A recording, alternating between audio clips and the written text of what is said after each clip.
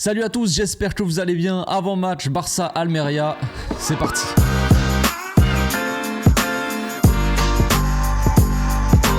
Au passage, n'hésite pas à nous rejoindre si c'est pas encore fait et à partager la chaîne autour de toi, ça fera plaisir à tonton. Demain à 19h, on reçoit le grand Almeria, dernier de Liga. Alors on va pas faire les malins parce que c'est pas le moment, j'ai envie de dire. On est dans un moment de détresse, on voit toute l'animosité des supporters. Moi je le vois dans les commentaires. Après avoir tiré Naples, tout ça, même sur les réseaux. Bon, on est dans un moment un peu difficile, ça fait un petit moment je crois, mais bon, il y en a certains qui pètent des câbles plus rapidement que d'autres. Pourquoi pas ? C'est notre façon, on a chacun notre façon de supporter le club, on va dire. Donc, le Barça reçoit Almeria, dernier de Liga, qui n'a pas gagné un seul match. Ils ont fait, je crois, de peut-être 5 nuls, 12 défaites. Ils ont la plus mauvaise défense de Liga. Enfin, ils ont toutes les cases sont cochées, j'ai envie de dire, pour gagner ce match. Sans vouloir trop, tu sais, gagner un gros score, 3-0, Manita, un truc comme ça. Juste gagner 1-0 déjà, ça serait incroyable. Tous les voyants sont au vert. Maintenant, il faut gagner ce match. Et pour ce match, nous n'aurons pas Frenkie de Jong qui est suspendu. Il a pris un carton jaune après avoir reçu un petit pisotone. Il s'est fait marcher sur le talon. On lui a enlevé sa chaussure. Il a montré la chaussure à l'arbitre. L'arbitre lui a dit « Je m'en fous, je me torche avec ta chaussure. » Et donc ça lui a pas plu. Il a jeté la chaussure par terre. Et puis il s'est pris un jaune. Donc suspendu. Et oui, c'est malheureux. C'est comme ça. C'est dommage. Donc pas de Frenkie. Donc qui est-ce qu'on va pouvoir bien voir en 6 dans ce match-là? Je me pose la question. Alors, est-ce que c'est le moment de Marc Casado pour être titulaire? Mais je vous dirais que non. Évidemment, on ne verra pas Marc Casado titulaire. Il a joué tout le match ce week-end. Pas avec le Barça A, hein. Ne vous inquiétez pas, il a joué tout le match avec le Barça B. Il y a 3 jours, il a eu un jour de moins de repos parce que le Barça A a joué samedi. Lui, il a joué dimanche après-midi avec le Barça B, tout le match. Voilà, il ne jouera pas. Mais bref, c'est comme ça, c'est la vie. Pour ce match, je n'attends pas moins des joueurs qui marquent tout simplement, hein, qui retrouvent un petit peu le chemin des buts, qui arrivent à, quand ils ont une quinzaine d'actions, qu'ils en mettent au moins 2 buts, tu vois, genre un truc comme ça, tu vois, ça serait pas mal parce que là, les derniers matchs, on voit quand même une équipe qui est en manque d'efficacité, c'est assez évident, mais bon, bref, manque de confiance, manque d'efficacité devant, c'est n'importe quoi, on n'arrive pas à tenir le score, tout ça, il n'y a rien qui va, les joueurs, à chaque match, c'est tout le temps le même discours, donc moi j'ai hésité à faire l'avant-match, je me suis dit, est-ce que vraiment ça vaut le coup de faire un avant-match et de répéter les mêmes choses, de dire en espérant que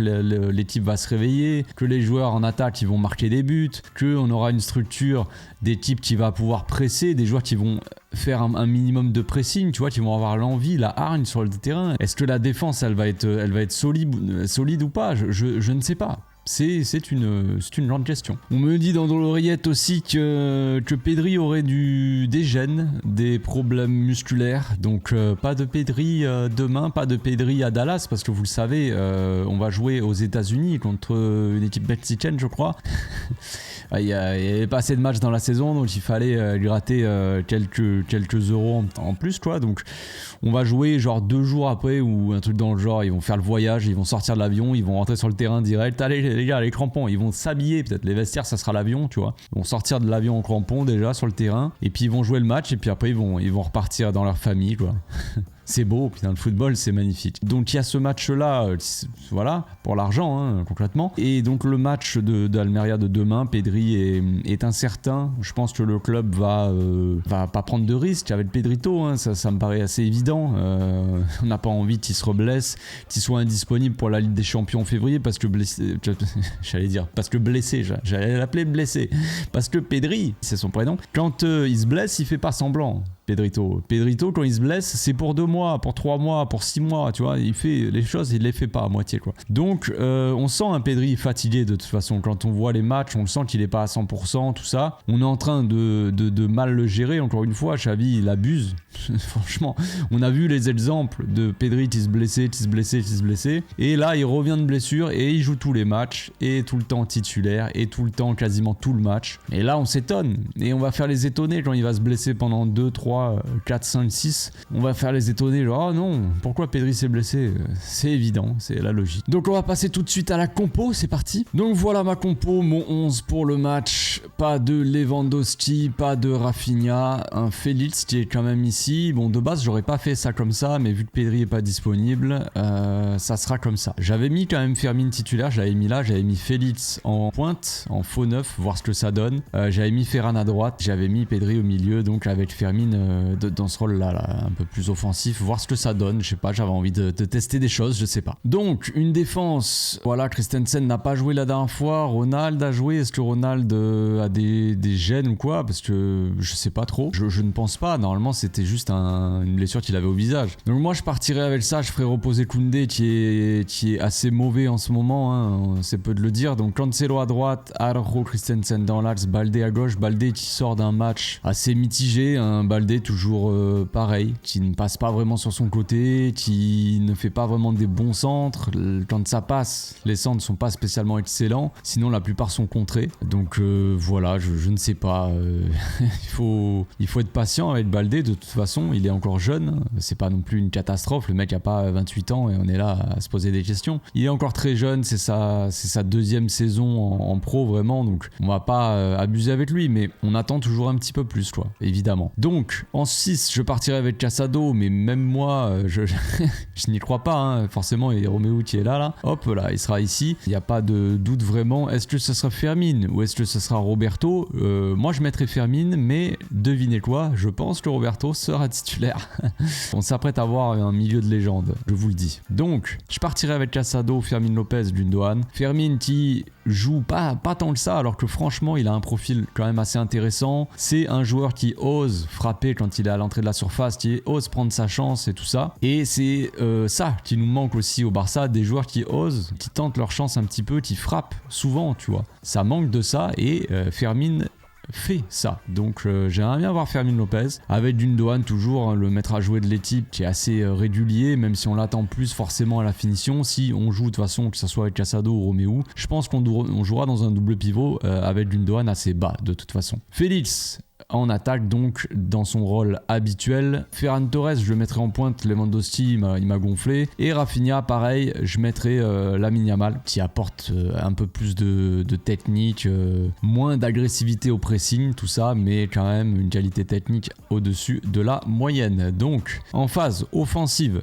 on aurait un Baldé qui rentre, qui prend le couloir classique. On a vu un Baldé récemment qui prenait le couloir, mais de temps en temps aussi prenait le demi-espace gauche. Il échangeait en fait. Et ça, c'était plus ou moins intéressant parce qu'on voit que Baldé, il aime bien des fois faire des courses. Il aime pas déborder, on dirait Baldé. Je sais pas si vous avez remarqué ça. Moi, c'est pas la première fois que je me dis le truc. Mais à chaque fois que Baldé perce vraiment le milieu de terrain, il le fait un peu en diagonale. Il part de cette zone-là pour arriver plutôt vers l'axe du terrain quoi. Donc peut-être que je me dis que Baldé, si ça se trouve, quand il fait des montées, il est moins performant sur l'aile pour déborder et centrer, plutôt que vraiment de percer ce bloc. Je sais pas, c'est la question voilà, que je me pose. Bref, donc en défense, ça serait ça et ça serait ça, voilà. Enfin en défense, pour la phase offensive, on jouerait avec 2 défenseurs centraux, un milieu défensif qui jouerait un peu plus bas que les autres milieux, mais un peu plus haut que la défense. Je pense qu'on va avoir une équipe assez offensive contre Almeria. On va voir, Almeria va probablement